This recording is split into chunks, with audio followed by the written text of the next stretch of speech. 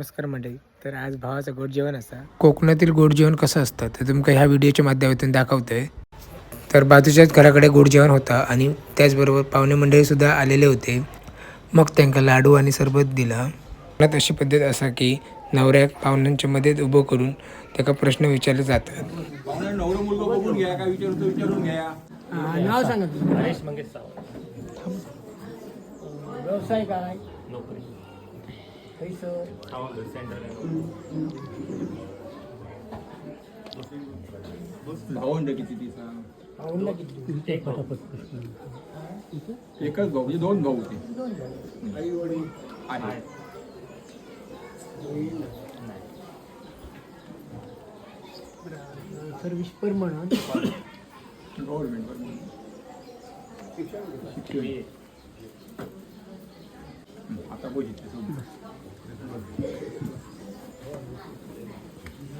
मग पुढच्या वार बोलाय. हो. तुमका नवरा पासा काय सांगा? नवरा पास आहे. आमका पास होतो ओके. मुली पास आमका सगळ्यांका पास असा तुम्ही मुली बघलेली आहे काय? मुलगी पसंत असा? ओके. म्हणजे मुली लोकांका पसंत पसंती असा दोघांची मला त्याचं बोलायचं. पाहुणे मंडळींचे प्रश्न विचारून झाल्यानंतर जेवणाची सुद्धा सोय केलेली होती. तर ते आता तुम्हाला दाखवतोय.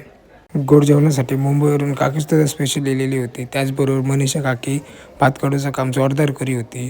तर रोशनची आई दिसली, तिने सुद्धा हाय केल्यानं. त्याचबरोबर आणि वाडीतले दादा सुद्धा जेवण वाढायचं काम पटापट चालू केल्याने.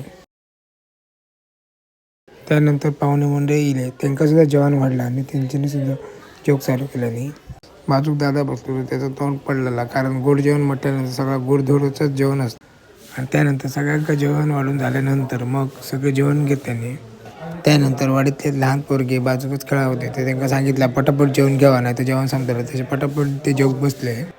पाहुणे मंडळी जेवण झाल्यानंतर आमचं नवरदेव म्हणजे हरेश दादा सुद्धा जोक बसलो.